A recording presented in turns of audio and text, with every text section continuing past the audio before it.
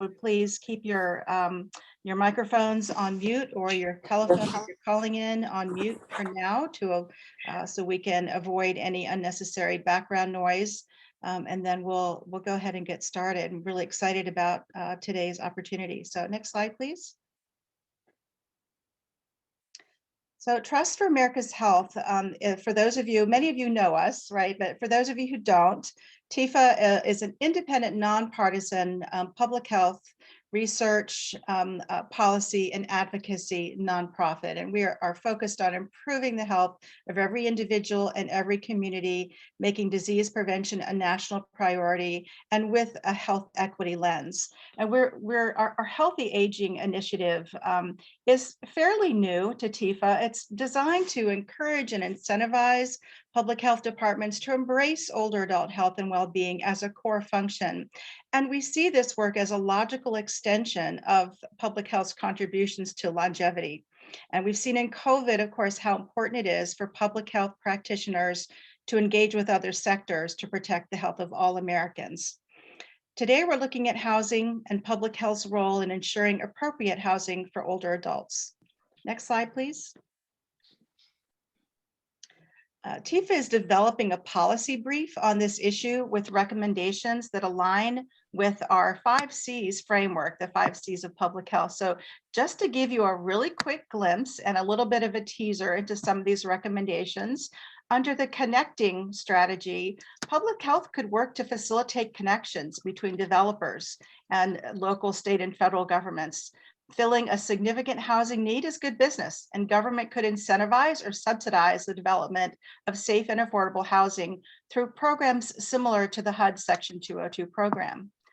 Under coordinating, public health strategies to address challenges related to aging in place alone might focus on coordinating between existing services to identify gaps and increase access. For example, a central repository of services or active navigation from one service like Meals on Wheels to another like personal care support might help to close gaps where awareness or access could be a challenge. And then in collecting and disseminating information, public health can both help to characterize the limitations in the existing housing stock and simultaneously advocate for the implementation of universal design features that will expand the supply of housing. So those are just a few of the recommendations that you will see in the brief when we get it published, hopefully in about a month. But today we're going to be hearing from some amazing speakers who have a lot of expertise in this area. So Karan, I'm going to turn this over to you to kick it off. Thank you, Megan. Good afternoon, everyone. I'm Karan Phillips. I'm the Policy Development Manager at TIFA, and I have the pleasure of supporting all the age-friendly public health system work with Megan. So today's training, again, is focused on housing. And just to give you a context and framework for the training, we're going to provide an overview of some of the housing challenges and some of the solutions that have been created recently, some in the context of promoting health equity, some in the context of addressing COVID-19 challenges that have emerged. And we want to also highlight any other programming and policies that have developed recently as a result. So I'm very pleased to introduce 3 dynamic speakers this afternoon. So first we have Kim McCoy-Wade. She's the director of the California Department on Aging. We have Juliana Bilovich, the Director of Housing Operations and Policy for Leading Age. And we have Dr. Regina Gray, who's the Director of Affordable Housing Research and Technology Division at the United States Department of Housing and Urban Development. So we are very excited to have this dynamic panel here for you today. And without further delay, I'm going to turn it over to our first speaker, Kim. Good afternoon from the West Coast. Nice to be with you all. I have the privilege of giving you a quick whirlwind tour of what we've been doing in California to really align all sectors, including public health, around that fact that aging is changing. So I'm going to dive right in and tell you about the California story, and particularly focus on housing, and as we say, housing for all ages and stages. Everything from the changing nature of aging, the changing nature of housing that's needed, and frankly, the public health perspective about housing being much more than buildings, right? That housing in community and health happens here, and how important place is. So let's dive in. In 2019, think back, pre-COVID, Governor Newsom called for a master plan for aging via an executive order, and I'll tell you why. Actually, really deeply driven by data that came from our public health colleagues. Next slide. For us, it's, one of the factors is longevity. We're all getting bonus years, and of course, not everyone's getting the same amount. We've got lots to say here about racial and gender inequities, but California has among the longest longevity in the country. So are we ready for our 70s, our 80s, our 90s, and our 100s? Are we, our families, our communities ready for that? So the longevity bonus is one big piece. Next slide, please. It actually is shifting the balance of age here in California in 2030. By 2030, a quarter of the population will be over 60. 2030 is right around the corner, and will exceed the number of kids. We'll have more older adults than kids. So what does that mean for your family? What does that mean for your neighborhood? What does that mean for your public services? And what does it mean for your healthcare system? What does it mean for your suicide prevention programs when you have more older adults than young adults committing suicide? So it's a whole kind of shift in how we're thinking about things. One of my favorite examples here internally is we have a whole bunch of programs to develop pediatric medicine, but geriatrics is a specialty. So sort of that normalcy of pediatrics, specialty of geriatrics kind of frame that is really changing. And then the third piece here in California, and of course across the country, next slide please, is the diversifying of aging. In California, older adults are our last population to be majority white. That will not be true much longer. Latino population is growing fast in California, but other populations as well. The full diversity of API, Chinese, Japanese, Filipino, and many, many more in our Indian, Arabic, much diversity in California. And those families and cultures bring different cultures around aging, different traditions around aging, different expectations around aging.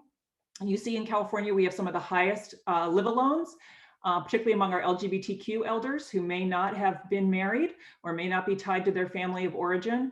And we also have some of the highest multi-generational families. Again, those cultures of living in 3, 4, and now 5 generations living together in one house. So you can see that creates a range of housing choices to support those different families and cultures of origin. And excuse me, cultures of choice as well. So with that data background, we launched in summer 2019, a massive stakeholder process with both an all cabinet work group, all 10 cabinet members, and 40 stakeholders, and a research committee and a long-term services and supports committee. But then next slide, can't go forward without talking about 2020. So 2 things happened to our process in 2020, which deepened it. Right at the end of 2019, our stakeholders came forward and said, equity is not clearly baked into this plan enough. We're all saying it's our value as we start, shared value, but we want to put it your money where your mouth is, really. And so we dug in and formed an equity work group specifically around equity. They created an equity tool, they called it, of 6 questions that every recommendation, every committee's work, every final piece had to be kind of filtered through these 6 questions to make sure that it was truly addressing the diversity and the lifetime of discrimination and the resulting health inequities and what we're going to do about it. We made sure that our goals, or we tried to make sure, we're always continually improving, that our goals that I'll get to in a second specifically called out equity and called out closing equity gaps as part of the goals. You know, again, with everything, you can raise life expectancy year after year after year, but if you're not looking at the gap, you're going to see the gap widen between, for example, Asian American women and African American men. And so really being clear about, yeah, we all want to live longer, but we also want to close that gap for sure. And then you'll see some initiatives that target inequities and discrimination and diversity, cultural competency, language access. And we also are really intentional. I'm just in the middle of emailing about our LGBT data on older adults, that we need to break everything out and have that data. And if we don't, we need to start collecting it. Again, well, nice segue to COVID, where we know that that kind of data is essential. So of course, I put the baked in and accelerator in quotes because I want to credit the author. So baked in came from one of our Commission on Aging's and a former Assembly person, Cheryl Brown, who said she was tired, and he said this in the best possible way, of equity being sprinkled on at the end, but how do you bake it in? So we really took that baking in mantra to heart. And then my secretary, Mark Galley, says COVID-19 really is the great accelerator. It's not that we didn't know there were inequities. It's not that we didn't know there was a housing crisis. It's not that we didn't know there was ageism, but COVID-19 has just intensified our urgency of addressing on any number of issues. So the health and economic inequities, our experience of COVID was drastically different. Yes, it was one pandemic, but our experience of navigating those waters really did depend a lot on our economic status, our health status, our family resources, our community resources. More and more folks want to live at home, right? Concerns about nursing homes and assisted living, even the best ones, what that meant for infection control, what it meant for isolation. More people want to live at home. What does it mean to live at home at 95? What does it mean to live at home at 95 if you don't have adult daughters nearby? What does it mean to live at home at 95 and you want to take the bus? What does it mean at 95 to get healthcare, to get food? Are you, all of these questions, if we want to help people live at home, and we haven't even gotten to dementia, come up. Family caregiving. I don't know if anybody here was caring for an older adult during the pandemic. Lots of folks had both the opportunities and the joys, and also the significant responsibilities and burdens of caring for older adults. And we need to do more to acknowledge this is a job, a real job that families are doing, and how can we support us all in doing that? Behavioral health, isolation, older adults both have some of the greatest resilience and happiest life satisfaction, and also are among the most isolated, particularly as spouses and peers and friends pass away, as children move away, retire from work, and ageism creeps in, mobility, and you maybe stop driving. The isolation becomes a real risk factor for health, and all we can do around integrating older adults into our community lives, whether it's online or in person, all of the above. Digital divide I just spoke to. The experience of being an older adult without internet connectivity during the pandemic is enormous. Connection to your grandkids, connection to the news, connection to your telehealth, trying to register for a vaccine. So we're trying to do all we can to narrow the gap with older adults, but which is not just drop a device off and say goodbye. It's the broadband, it's the support, it's the right device for the right person, all those kinds of things. And then I've said ageism a couple times. So I'm spending a little bit of time on this slide just because 2020 for all of us is still reverberating and we're all still feeling it. So moving forward, we came out in January 2021, next slide, with a master plan for aging, 5 bold goals for 2030, all of them with the target, data-driven target, equity-driven target. It's driven by 23 strategies, which group work. And then to hold ourselves accountable, we created a list of over 100 initiatives for the next 2 years, 2021, 22, that our administration committed to. Every single one of our cabinet members took some, whether it's Health and Human Services, which probably got the bulk, which includes our public health, but corrections has some, food and agriculture has some, because aging affects every part of our life. Next slide. So I don't know if this will be true everywhere, but in California, it is housing, housing, housing, and housing. We are in a housing crisis, and we need to build everything and build it affordable. So just as that's true for the population, that's true for older adults. And we wanted to frame it as housing for all ages and stages, because there really is everything from ADUs, in-law units that are needed, to more affordable housing, to more multi-generational housing, to reimagining of nursing homes so that they're more small homes as opposed to institutional settings. So housing was our first, but it was not accidental that Health Reimagined is second, because we very much see housing as health and health as housing. And I mean that in both bidirectionally, right? And I know public health folks get this, that where your housing is really can determine your physical activity, your physical safety, your access to healthy food, your access to community. So your housing in a built environment sense is your health, right? But we also want our healthcare system to start paying for and supporting and thinking about housing. It is really hard to maintain your health if you are homeless. So let's get our elderly homeless, who are our fastest growing homeless in California, housed as a healthcare strategy, and then continue to support their health there. And all kinds of innovation happening all over the country I'm learning from about senior housing. Why wouldn't we have the health plans have a clinic and a nurse on site? You've got your captive audience there, folks with transportation barriers, have a culturally competent in-language health service come to them where they are, meet people where they are. So housing and health are intentionally 1 and 2 and intentionally linked. 3 is inclusion and equity, not isolation. A lot of the work that we at our Department of Aging do around behavioral health, digital divide, and really centering equity. 4, caregiving that works in 3 senses: The paid caregiving workforce, massive gap there that we need to address with good jobs, family caregiving, and the growing field of virtual caregiving. All the devices that can tell, are you taking steps? Has your refrigerator been opened that day? Have you fallen over? How's your blood pressure? Can be helpful in both self-directing your health and also reducing some of the need from paid caregivers and family caregivers. Last but not least, many of us are outliving our money.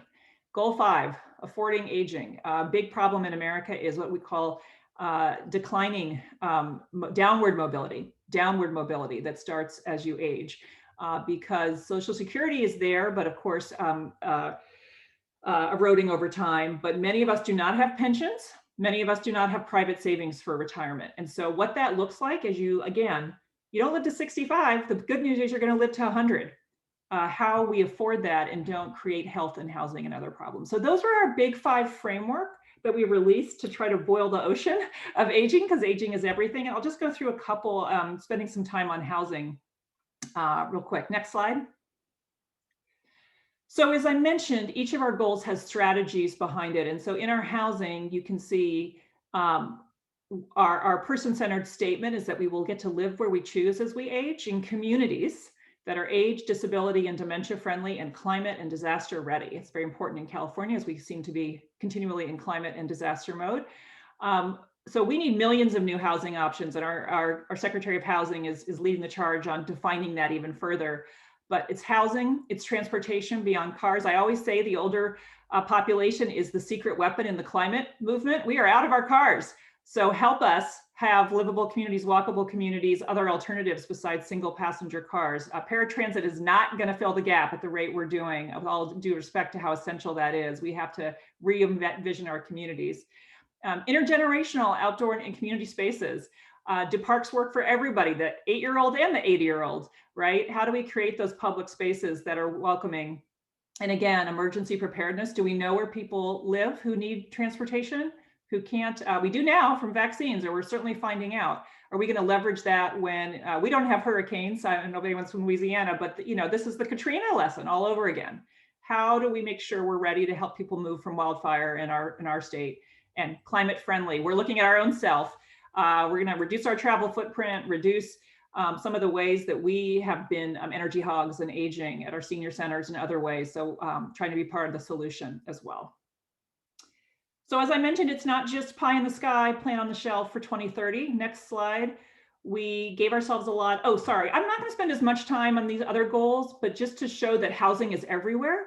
So briefly in the health goal 2, we need healthcare to come to the home, right? We need home and community-based services. You're seeing this from Washington, big proposals to shift Medicaid dollars from nursing homes to home and community-based services where people want to be. And as I mentioned, the nursing home redesign, that second line in bold. Next slide. The third goal on goal 5 on affording aging. Again, we have to end homelessness. It is a real crisis that we have a surge in homelessness. The fastest growing group is older 50, 60, and these are first time folks. This is folks with affordability issues, cognitive issues that really we need a different response to. And we're really proud of our project Home Key and Room Key during the pandemic that purchased hotels and now is proposed to purchase empty assisted living and get those set up with supportive services on site for people who are at either experiencing homeless or risk of homelessness. But we've got that's non-negotiable. It's not tolerable to have homelessness among any population. And let's start with our older adults. And many cities have had success starting with veterans and other populations and getting it to 0. So housing is both its own goal 1 and then woven throughout every other goal. So next slide. As I was mentioning, we have specific things we're trying to do. So I won't do all of these, but some of the specific initiatives that our housing and social service and planning groups of members of our administration have agreed to do, produce more housing, right? We just need more housing targets, more tax credits. We definitely don't have enough, low income and extremely low income taxes. We need that technology baked in, all affordable housing. I see my HUD colleague here. We want to see broadband in that affordable housing as a utility for folks. Good. Okay, we agree. And then we also in California, we have a whole bunch of folks, because of the incentives for home ownership, sitting in houses they purchased that were perfect when they were 30 and 40. and may not be so perfect when they're 70, 80, 90, and we've got to modify those houses. We have too many falls in California, which are catastrophic for folks, can be. So we think we're just nibbling around the edges on home modifications. We've really got to go much bigger, just like we're trying to do it on the climate side, right? With get people into greener utilities. We've got to get people into their own home to become more age friendly with steps and grab bars and all those things. I think I'm going to keep going for time, but again, transportation. How do we make walkability option? How do we deal with the big issue with in California anyway, of having to change paratransit buses, if you will, not having person-centered transit routes. So if you are traveling from one transit district zone to another transit district zone, you're going to be standing on a corner waiting for the other. And we need to really get our own shop together and get our own transportation to coordinate behind the scenes so the rider has a seamless experience. And I think we can do it. Next slide. So much we're doing. We want to, our park funds that are going to park poor neighborhoods is age in that criteria for park poor, is our age-friendly amenities included in that park funding, working with our Director of Parks and Natural Resources. We're also looking for blue zones, dementia-friendly. As more folks with dementia are living at home, how do we make sure that there are communities that are dementia-friendly? Again, a built environment strategy. Let's keep going because there's so much to get to, and I want to make room for the other speakers in the discussion. Next slide. So last couple things, equally important to us in terms of the framework and the specific initiative is the data dashboard with our Department of Public Health, excellent leadership. Thank you for the data savvy in your community. They built for us in partnership with philanthropy, a data dashboard on aging. So this has every data source, all of our goals, all of our strategies, and every data source we could find on aging plugged in. And we'll continue to plug in both more data sources and more demographic breakdowns. We are behind on LGBTQ data. We can do better on disability data. Our API data needs a lot more disaggregation, but it's a start. And it's most of the data is available by county, which is super important in California, and zip code and other ways. So this is a work in progress, but launched for people to look at. And next slide. We're really proud in California. We just, I can take no credit, but my colleagues in homelessness just got a statewide homelessness data system launched last month, this month, very recently. And so we'll be weaving that into the dashboard as well as kind of that kind of front portal for data on aging.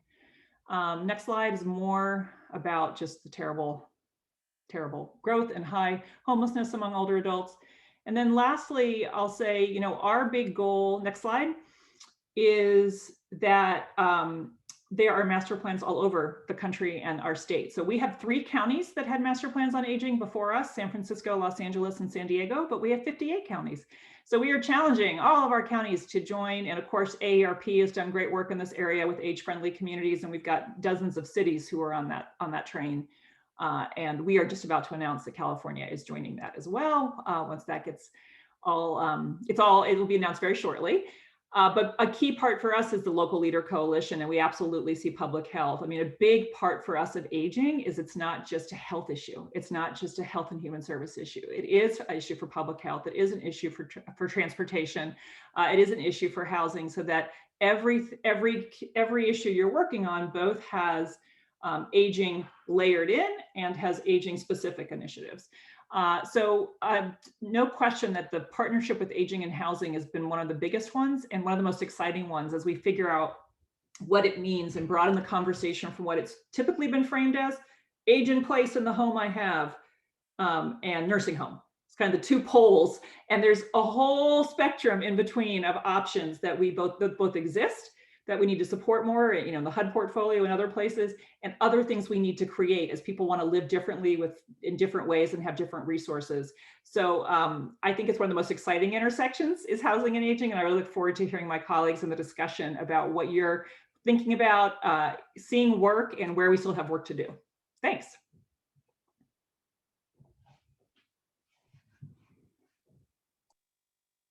Thank you so much, Kim. That was great. Really appreciate it. And on to our next speaker, Karan. All righty, we have Juliana. Take it away. Thank you. And that was great, Kim. I'm really inspired by your master plan. And I'm going to actually inadvertently build on some of the things that you shared. So my name is Juliana. I am with Leading Age. And Leading Age is an organization that represents the whole continuum of aging services. So that age and home in the house I have, and the nursing home pillars, but also everything in between and outside of that. And the area that I focus on is affordable housing for seniors. And today I want to talk to you a little bit about what that has looked like during COVID-19, the efforts, the struggles that we've seen to keep older adults both housed and healthy, because we know that those are not separate things. And kind of using those lessons, those challenges to look ahead and change the way we view aging and housing. Next slide, please. Bear with me. The next few slides are going to have a lot of numbers on them, and I probably should have left that to Regina, but just bear with me. This is just to give you an idea of the sheer numbers that we're talking about in terms of federal rental assistance. And this isn't just HUD, right? This is low-income housing tax credits. This is rural housing as well, and just huge numbers here in terms of older adults with low incomes served by federal rental assistance. Next slide, please. And we'll just dive a little bit into HUD's flagship senior housing program, that's Section 202, and look at these numbers on the screen, right? These these need to be updated for this year, but the average annual household income under $14,000 per year, right? That's very low. And not just that, but look at the health needs. Look at the percentage of residents served who are frail or near frail, right? 38%. And not just older adults, but older adults, right? Household head, oops, I see a typo there. Household head 85 years or older. And then let's put all of that into the context of what kinds of services are needed at a community serving this demographic. And does that community have the capacity to provide those services, provide that support? The answer is no, right? We see here a 50%, actually that number is lower, it's closer to 44% of these communities have a service coordinator. So somebody whose job it is to connect the older adults who live there with the services they need. So that's too low, right? And we're only here talking about HUD's flagship senior housing program. We're not really even talking about other types of housing serving older adults and the services that they might need. Next slide, please. Okay, so I just told you about the folks who are served. Now let's quickly look at the folks who are not served. So housing assistance is not an entitlement, right? So just because you income qualify doesn't mean you get it. And in fact, many do not. And so you see a lot of numbers on here about the share of people who qualify but don't receive housing, what that means in terms of millions of people who are waiting for affordable housing, and then how that problem will continue to grow as we look at demographics continuing to rise over time. And then a point that Kim also made, which is that the housing stock is not outfitted for this population, right? Only 1% of the housing stock is actually fully accessible. So some dire numbers there in terms of the sheer numbers who are served but who still need services support, and then the people who are not yet served in their housing needs, let alone their in-place services needs. Next slide, please. Okay, so now let's put this all into the context of COVID-19. So HUD-assisted residents and the pandemic, what do we know about them? We know that they are at really high risk, and there are a number of factors. Of course, a lot of sectors are at risk for COVID-19, and older adults across the board are. We know that just because of age. However, for HUD-assisted residents, okay, they're already at higher risk because of their age. The average age here is almost 80. They also are more likely to have underlying health conditions than their housing unassisted peers. So we know that from the data of HUD-assisted residents. So that puts them at risk also. And then because of income, they have fewer resources to prepare for this kind of a medical crisis, prepare for and respond to. So that could be anything from stocking up on supplies in case you have to quarantine, right? You can't leave your house for 14 days. Do you have enough groceries on hand? Can you afford to buy 2 weeks supply of food, of medicine? And then do you have support networks in place to help get you through a crisis? And on top of that is the interruptions in service that have happened during COVID-19, whether that's a senior center closing down, or maybe your community did have a meal program and they've shut down the dining area. You know, all these kinds of interruptions to services. Maybe you had a family member who was providing support and they lost their job. So lots of kinds of interruptions in support for this population that is already at high risk. Next slide, please. Okay, now let's put this all into the lens of these profound ethnic and racial minority group health disparities that we see. And there's too many of these to count, right? But we can talk about the various COVID-19 impacts. That's cases. That's also hospitalizations and death rates. We can also put this into the COVID-19 vaccine access lens. And then also all of that against the backdrop of the overrepresentation of minority groups in HUD housing. So next slide, please. Again, lots of numbers here, and you have probably already seen this data. This is from the CDC from March. This is the ratio comparing white and other groups in terms of their COVID-19 impact. So we see cases, we see hospitalization, we see death rates. That these numbers are unacceptable, right? So this is all against the backdrop of these HUD communities with overrepresentation of racial and ethnic minority groups, and at higher risk because of age and the other factors I listed. So take a look at those numbers in terms of the ratios. Really unacceptable there. Next slide, please. Lots of words on this slide. Sorry about that. I wanted to get this all to you. This is about vaccine distribution. So let's look at vaccination by race, ethnicity. So what we see is a consistent pattern across states. Minority groups receiving smaller shares of vaccination compared to their share of cases and deaths, right? And so there are some examples there you see in California. And then on the flip side of that, white people receiving a higher share of vaccination compared to their share of cases, of deaths, their share of the total population. And again, some examples there in terms of the numbers. Next slide, please. Okay, so let's just summarize this all, right? So we have HUD-assisted communities serving older adults who are at risk for a variety of reasons. They have limited resources and they may have limited mobility.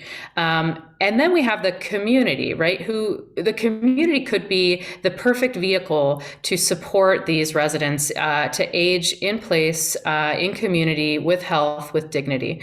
And yet these communities have received relatively little federal guidance, right? And that's also part of the nature of these communities. They're not nursing homes. They're not assisted living. They don't have, specific guidance on when to allow a visitor in, right? They're more fluid than that.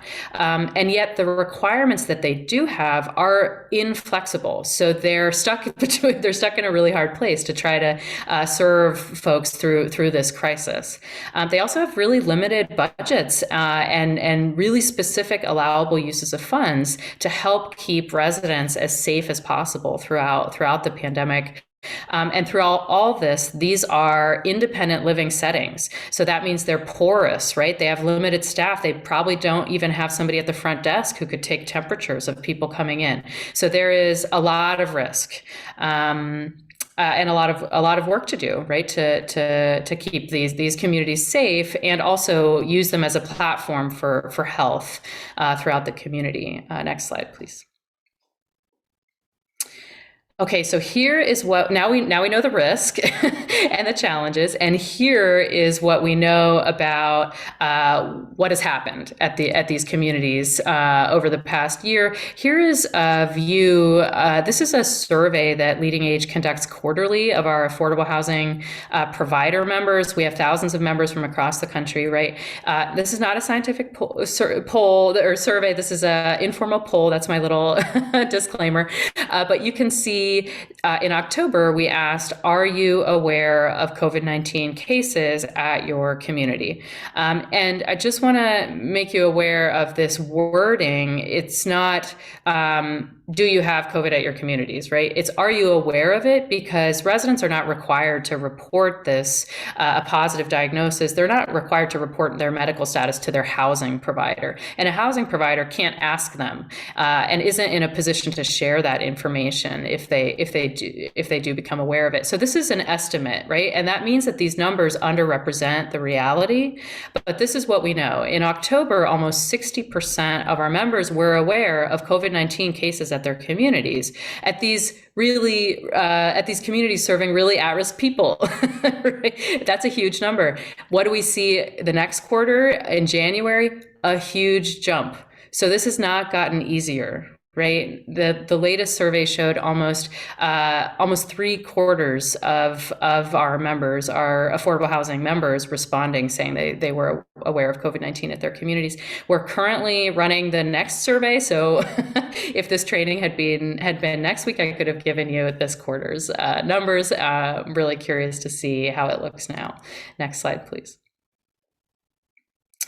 Okay, so now we've talked about the risk, we've talked about the reality. Where do we go from here? What is the solution, right? And we heard from Kim a lot about the need for housing in the first place. So housing as a healthcare strategy. What does that actually mean on the housing side? Access to housing means we preserve what we already have, so we don't lose affordable units. Preserving units is really key. We don't want to take steps backwards, right? We want to at least maintain what we have. It also means producing more housing. So filling that gap, right? Meeting the need. And it means retrofitting what we do have so that the housing is accessible to this population. So retrofitting it. And that could be for accessibility. That could also be age friendly. That could also be health retrofits, right? What does a health designed space look like actually for this population? And that brings us to access to services. So I mentioned before how many of these communities have a service coordination program and how many don't. And so that's an area where we need a lot of investment. Also separate from a service coordination program, also just community hosted services. So this idea of place-based care.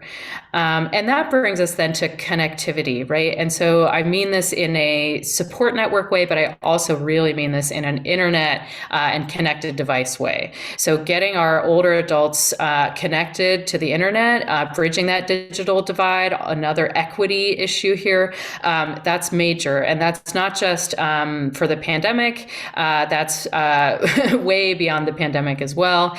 Combating social isolation, access to telehealth, and also helping these communities operate in a more streamlined way, having wall-to-wall internet capacity.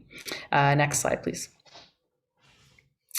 Okay, so where are we now in terms of affordable senior housing, the pandemic and beyond?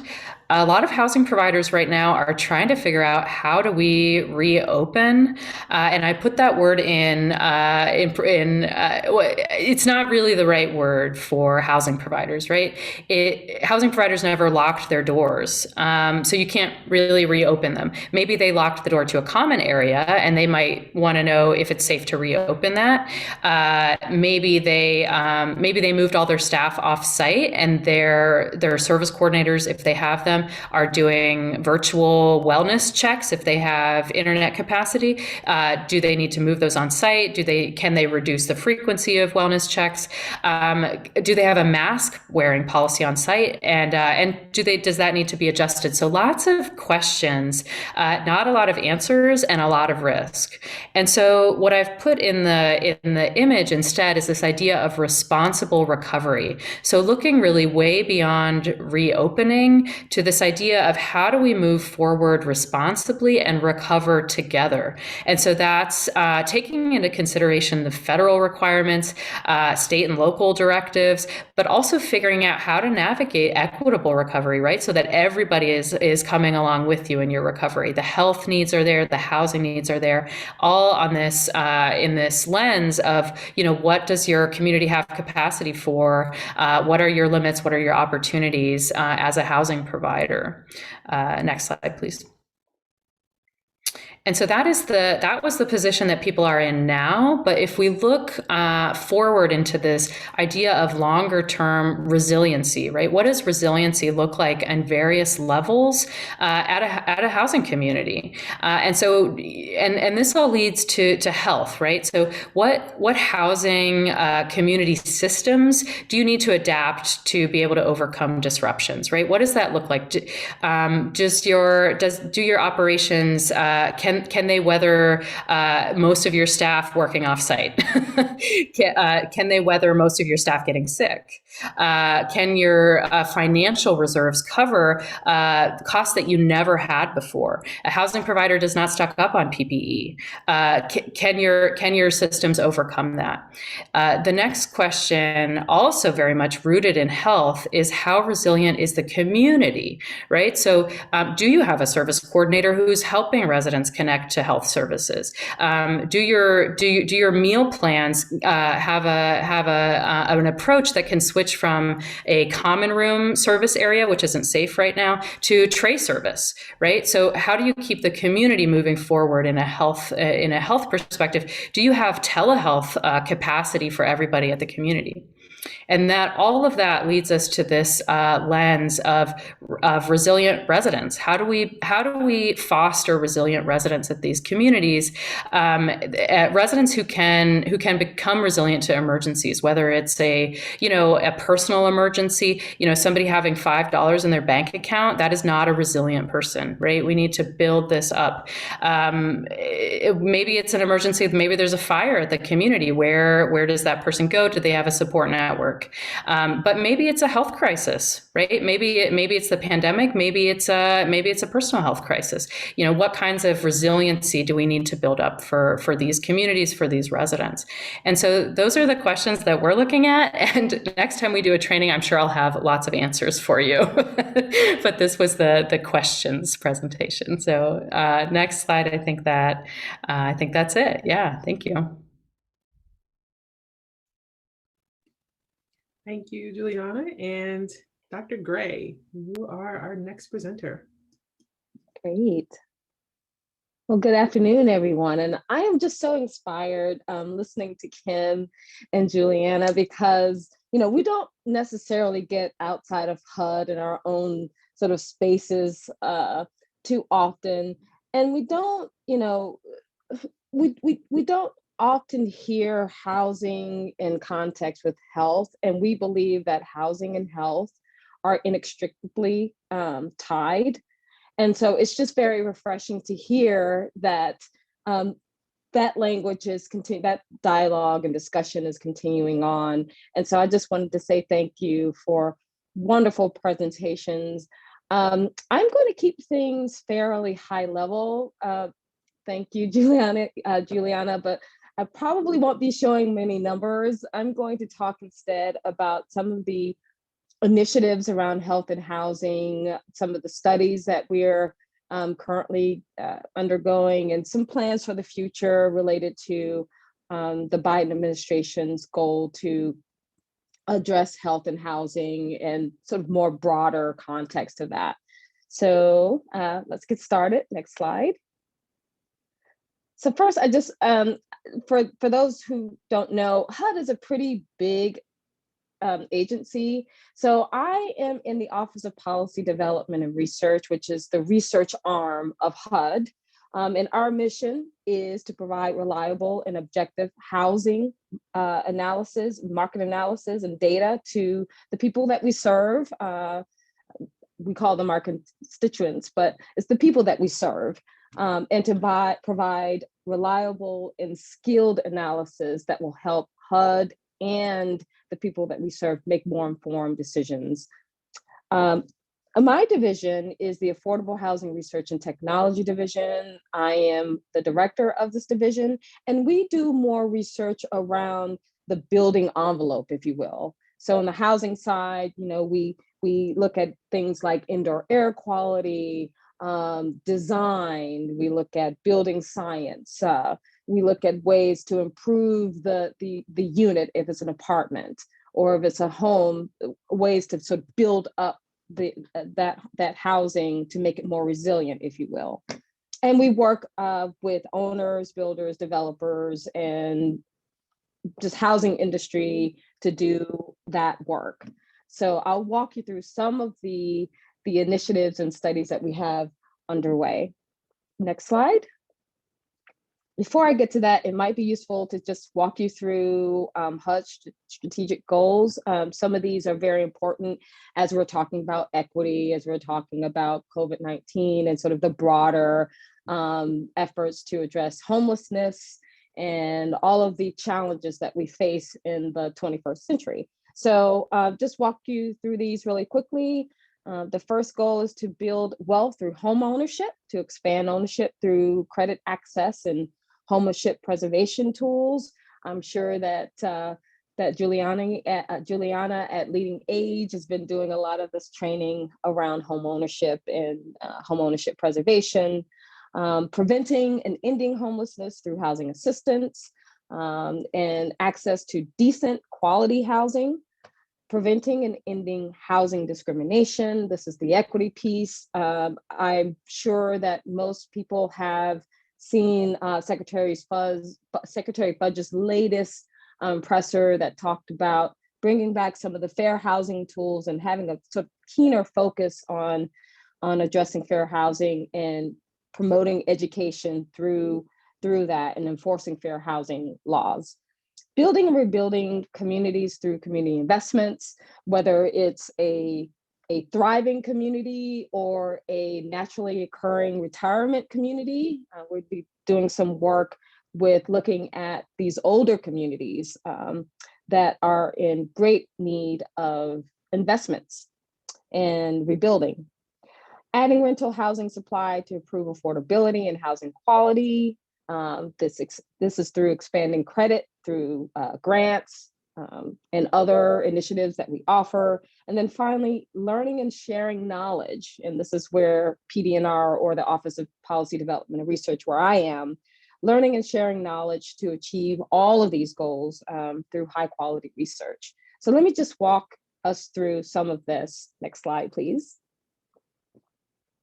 We have a series of grants, and we have a lot of grant programs actually that looks at health and housing for seniors. But I'm only going to focus on these 5 because we would be here for quite some time if I went through everything that we have going on. But let me just start with these 5. Accessing the sustainability of home-based health and environmental interventions for children and older adults with asthma. Reducing older adult asthma disparities. This is an extension study. The Houston Breathe Easy Healthy Homes-based model for multifamily rental communities. Improving health and indoor air quality for older adults with asthma. And finally, removing home hazards. We talked a little bit about this with preventing falls. Removing home hazards for older adults living in affordable housing. Next slide. So the first program, assessing the sustainability of home-based health and environmental interventions for children and older adults. The objective of this study is to assess the long-term health outcomes based on home health improvements that were made to homes that were initially in good repair, but maybe have some conditions or have some indoor air quality issues and have triggered upper respiratory infections in small children, but also in elderly.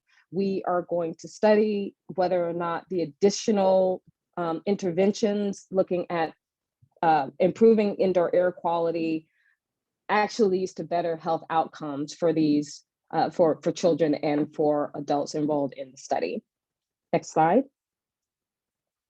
Reducing older adult asthma disparities. This is again an extension study. We're again looking at health, indoor health quality, the triggers that are connected with upper respiratory issues in older adults.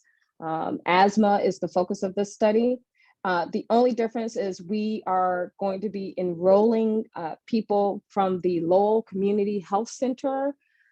This is a center that is located, I think, in California, if I'm not mistaken. But at any rate, it looks at reducing the triggers to upper respiratory health conditions in older adults. Next slide. This is sort of the same base study, but it is a Houston-based study. It's called Breathe Easy. Again, looking at indoor air quality, looking at reducing environmental exposures to hazards. This will be a randomized, pragmatic clinical trial to assess the efficacy of residential asthma interventions in homes of 100 individuals with asthma, age 12 years and older through 62, I believe. Next slide. Another asthma study for older adults that looks at the quality of the unit in which the older adult resides and what we can do to improve indoor air quality through replacement of appliances like gas stoves that they're known to emit contaminants that can trigger asthma. We're also looking at things like improving the HVAC systems, insulation, and all kinds of indoor structural improvements that could be made to a unit. Next slide. And this one, removing home hazards for older adults living in affordable housing. This is a falls prevention study that we are embarking on. It has two objectives. First, to determine the acceptability and feasibility of delivering the home hazard removal program in low-income senior apartments. And then second, to determine whether the home hazard removal program is effective and cost-effective in reducing the rate and post-intervention of risk of falls.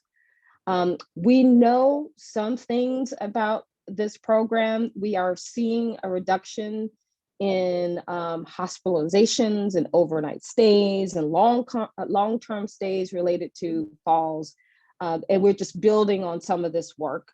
So this is continuing. This work is going to be continuing and ongoing work. Next slide.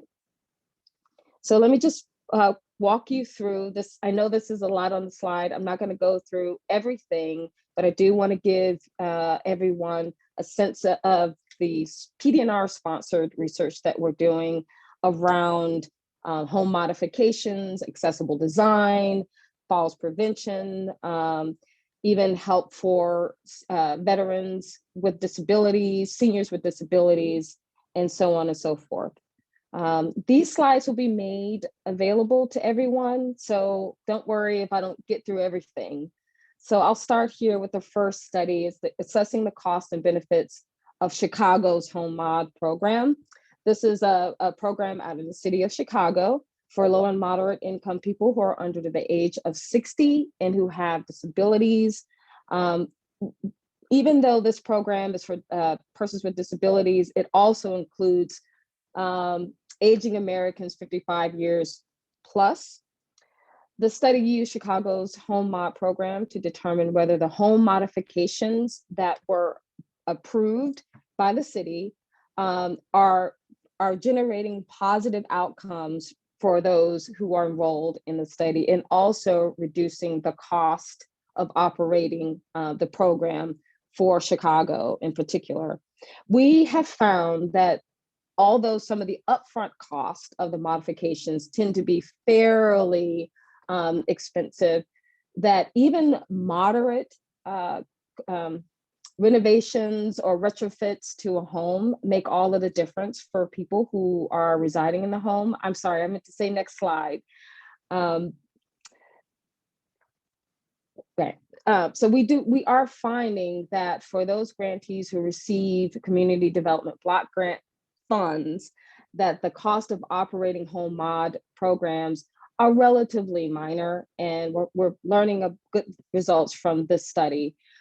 This particular study has been posted on our website, so if anyone is interested in looking at some of our home modification studies, the name of the website is huduser.gov. So it's HUD, HUD, user, USER.gov if you're interested in looking more at the results of this modification program.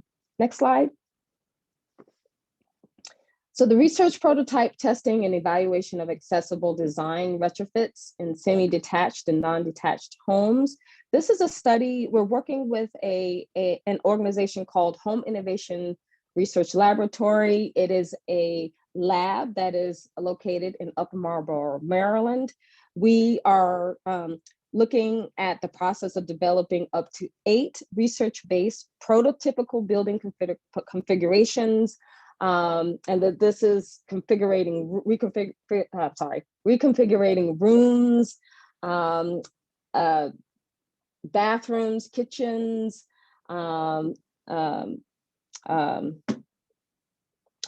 sleeping rooms, whatever.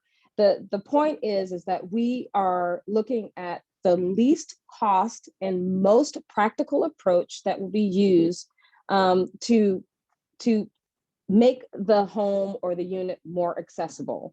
This might include movable walls. It could include non-working or plumbing fixtures, accessory items. It could also be hand bars or grab bars, stair lifts.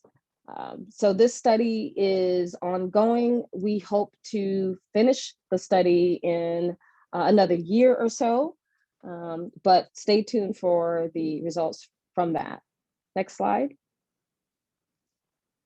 So this is a study from Auburn University. It also looks at accessible and affordable design features that could be used for those who are aging in place and for people with disabilities.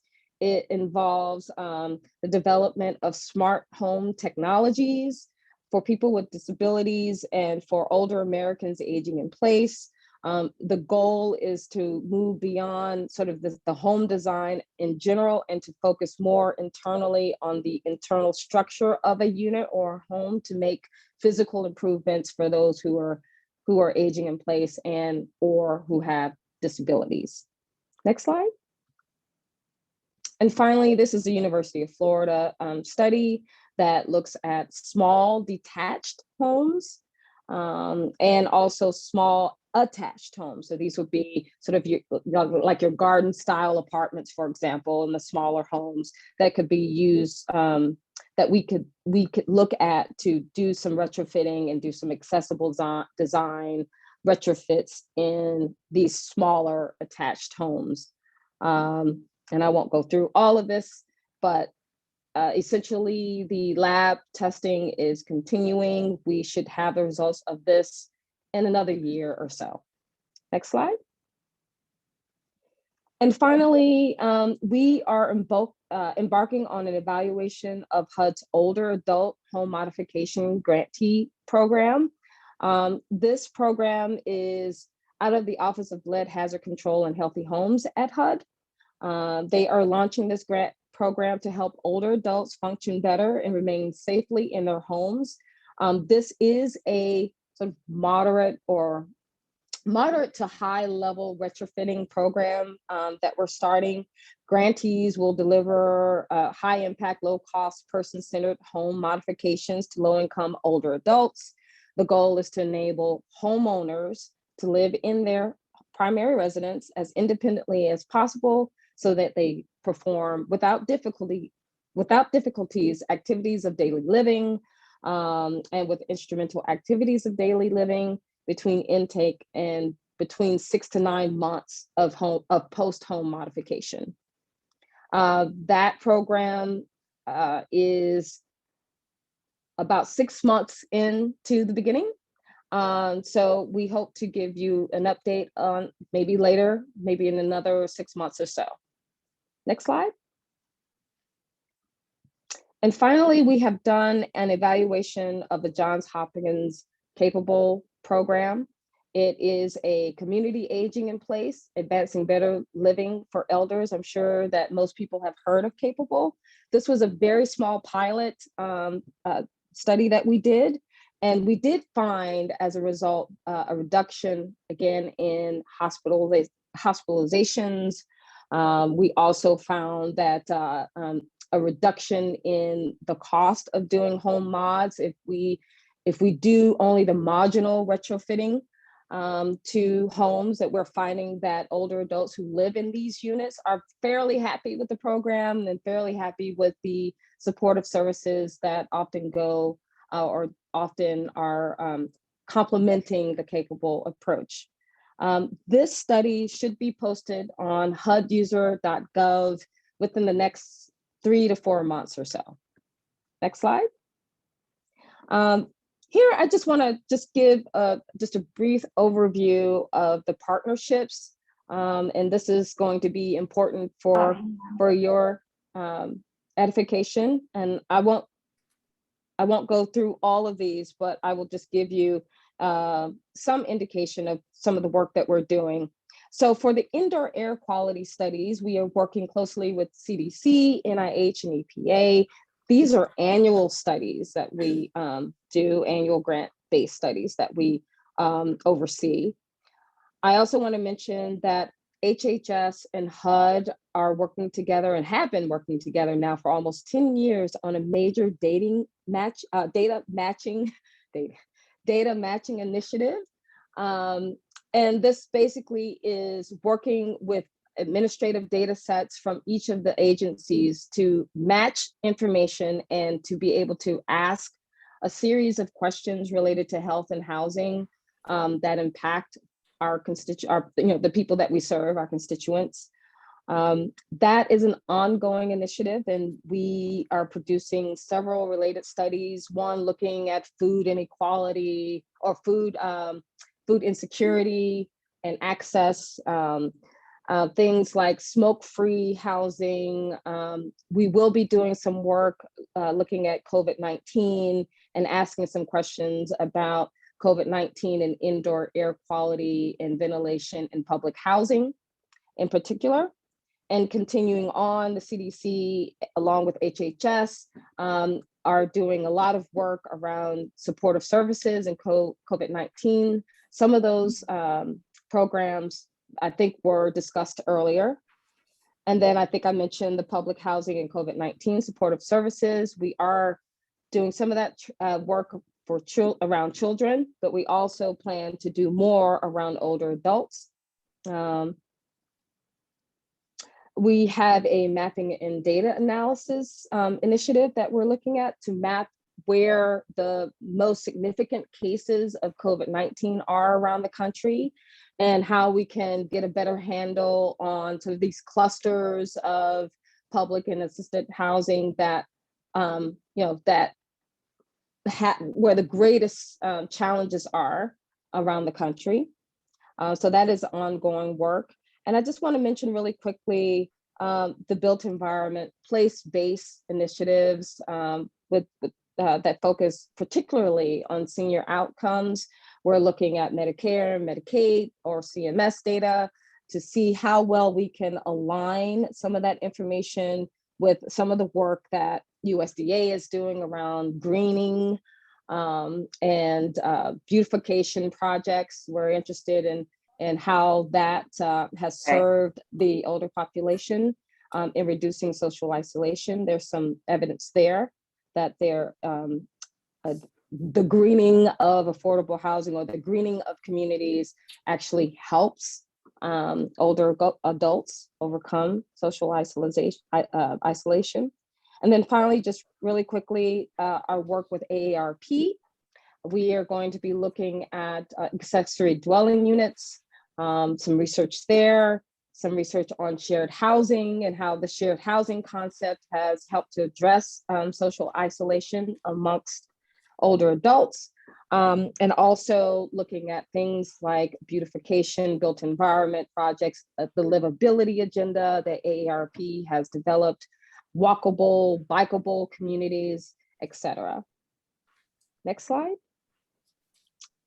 And I know I'm probably out of time now, but I just wanted to say really quickly that some very refreshing approaches to infrastructure. We see housing as part of the infrastructure.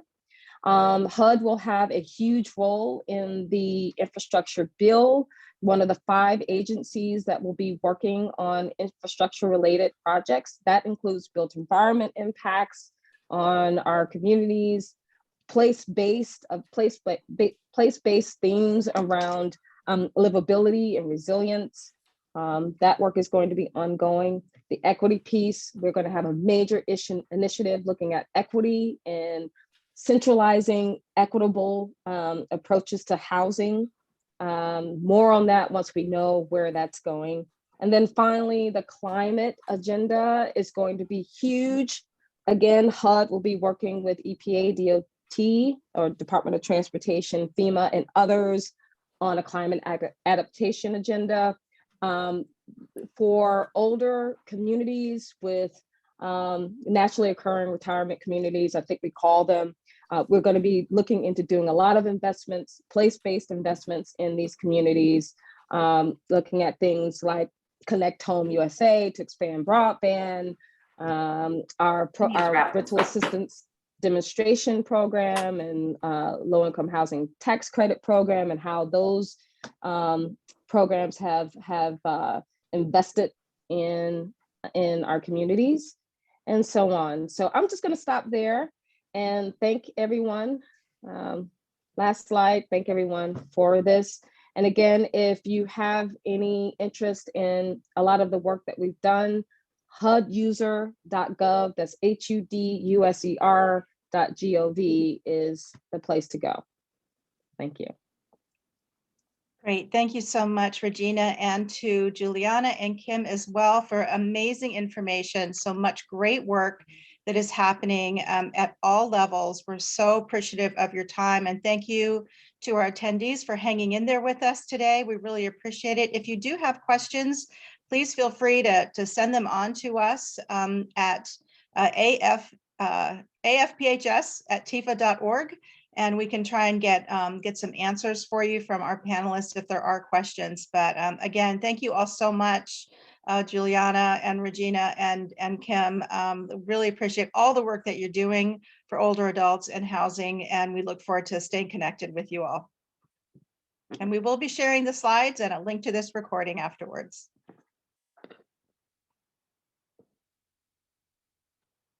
Thanks, everyone.